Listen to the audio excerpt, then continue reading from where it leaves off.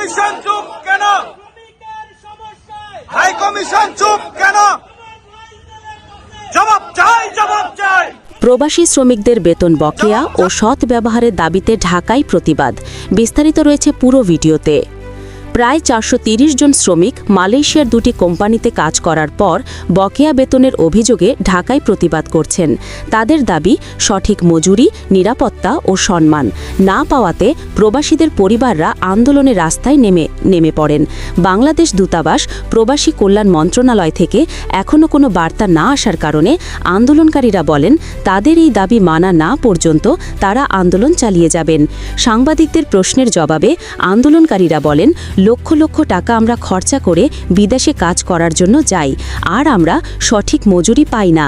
বেতন ভাতা সময় মতো আদায় না করাতে আমাদের পরিবার নিয়ে আমরা খুবই হতাশ এবং দুশ্চিন্তায় আছি। তাই আমাদের সরকারের কাছে আবেদন, আমাদের যৌক্তিক দাবিগুলো তুলে ধরেন আর বাস্তবায়ন করার জন্য আহ্বান। এই ঘটনা শুধু একটি শ্রমিক সমস্যা নয়, এটা শ্রমিক